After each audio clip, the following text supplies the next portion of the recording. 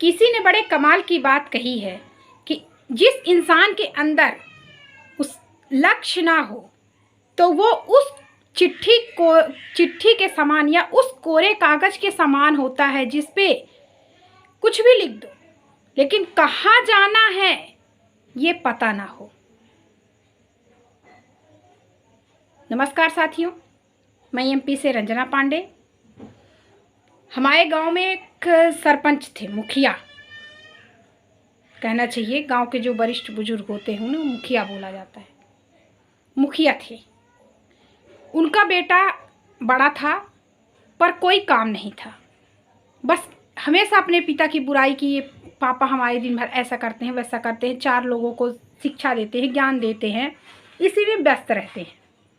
तो वो बेटा एक दिन बहुत तेज से बोला कि हम आपकी तरह है, सबको फिजूल का ज्ञान नहीं देते। उसके पिता ने कुछ नहीं सोचा, कुछ नहीं बोला। 1 दिन 2 दिन चुपचाप बैठे रहे। एक दिन अचानक अपने बेटे को बुला के बोलते हैं, पता देते हैं, खजाने का नक्शा देते हैं और कहते हैं इतनी दूर उस ऊंची पहाड़ी पर एक खजाना गड़ा है, तुम जाओ और लेकर आओ।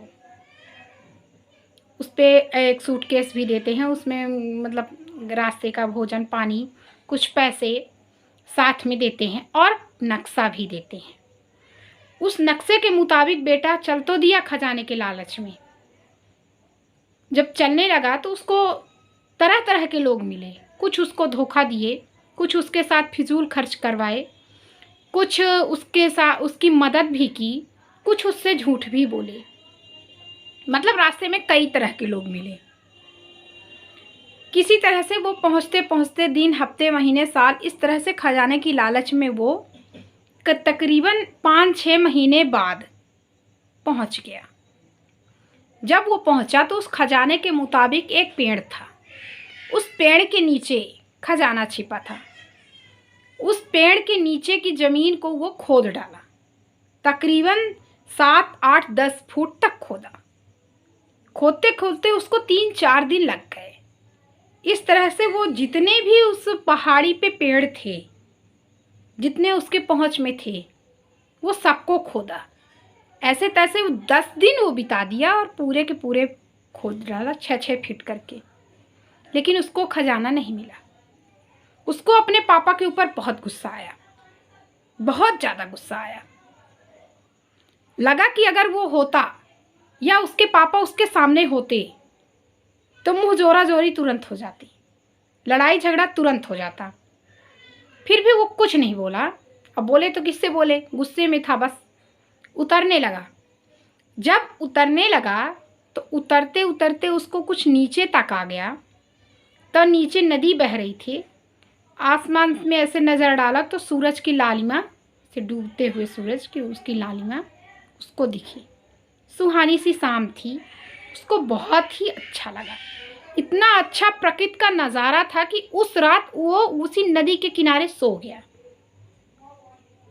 जब सो गया मतलब उसको बहुत ही अच्छा लगा। ऐसे लगा जैसे जन्नत मिल गई। सुकून से पूरा आराम से सो गया वहीं पे। अब उतरा, कुछ दिन और बीते, चलने लगा।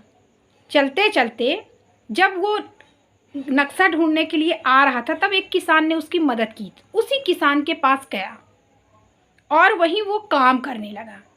इतना अच्छा उसको लगा, इतनी अच्छी उसकी प्रकृति की सुंदरता थी कि वो वहीं उस खेत में काम करने लगा। काम करते करते वो उतना काम में लीन हो गया कि उसको 1.5 साल हो गए। घर वापस लौटा। जब घर वापस लौटा तो उसके पिता बैठे ही थे कि बेटा बहुत गुस्से में होगा, लेकिन जैसे ही घर वापस आया तो उसके पिता ने तुरंत गले लगा लिया। फिर पिता बोले कि खजाना मिला। तो बेटा तो पहले बहुत गुस्सा था, फिर बाद में जब वो लौटने लगा तो उसकी सारी गुस्सा ख़त्म हो चुकी थी। उसने कहा कि खजाना कोई और ले गया, जबकि उसको लड़ना था उसके पिता से। तो उसने कहा खजाना कोई और ले गया।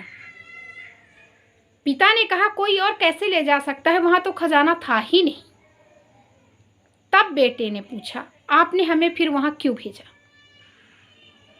तब पिता ने कहा कि जो जिंदगी का अनुभव है, जो जिंदगी का ज्ञान है, जो तुम्हारा संघर्ष है, उस संघर्ष में कौन तुम्हारे साथ था, कौन तुम्हारे साथ नहीं था, किसने तुमको मंजिल तक पहुंचाने में मदद की, किसने तुमको मंजिल तक पहुंचाने में धोखाधड़ी की, इन सब की जानकारी अगर तुम नहीं जाते तो नहीं होती। तो जीवन में हर अच्छे बुरे इंसान के साथ जीना चाहिए और लेकर चलना चाहिए। कहना चाहिए कि हम जब कोई भी काम करने की कोशिश करते हैं तो हमारे पास 1000 प्रकार के आदमी आते हैं। कुछ लोग उसमें इंसानियत दिखाते हैं, कुछ लोग आपसे फॉर्मेलिटी अदा करते हैं, कुछ लोग आपको धोखा भी देते हैं और कुछ लोग आपकी मासूमियत का इस्तेमाल करते हैं। तो इन सब से आप तभी दूर रहोगे जब आप कुछ करोगे। और जिस दिन आपको अपने का लक्ष्य मिल गया तो इन सबको आपको छोड़ना नहीं है, इन सबके साथ चलना है, सबके साथ। जिसने आपको धोखा दिया उसको भी लेके चलना है, जिसने आपकी हेल्प की उसको भी लेके चलना है, जो आपकी मासूमियत का फ़ायदा उठाया उसको भी साथ लेके चलना है। यानी हर एक इंसान के साथ चलना है और खुशहाल जीवन व्यतीत करना है। इसलिए अपना एक लक्ष्य बनाओ और उस लक्ष्य को पार करो, उस लक्ष्य तक पहुँचो, क्योंकि 1000 लोग 1000 प्रकार की बातें भी करेंगे और आपका नुकसान भी करेंगे, आपकी टांग भी खींचेंगे। आप वहाँ तक मत जाओ, वो आपको पीछे करने की कोशिश करेंगे, लेकिन आप इतना हौसला बुलंद करो कि जिस तरह से उस इंसान ने खजाने तक पहुंचा उसी तरह से आप अपनी मंजिल तक पहुंचो। और एक निश्चित लक्ष्य बनाओ अपने जीवन का, अपने जीवन के जीने के तरीके को, कैसे जीना है, क्या करके जीना है, ये सब सोच के आप अपना जीवन बनाओ और एक संपूर्ण प्रक्रिया गोले टाइप का एक गोल बनाओ और उस गोल तक पहुंचो। जब तक किसी के जीवन में कोई गोल नहीं होगा वो जीवन नहीं होगा। बस आज इतना ही। वीडियो अच्छा लगे तो प्लीज़ लाइक, शेयर और सब्सक्राइब करें, कमेंट ज़रूर दें। सब्सक्राइब करते समय नेक्स्ट वीडियो का नोटिफिकेशन पाने के लिए बेल आइकन ज़रूर दबाएं। फिर मिलते हैं नेक्स्ट वीडियो में, तब तक घर पर रहें, स्वस्थ रहें, सुरक्षित रहें और सेफ रहें और लक्ष्य ज़रूर बनाएं।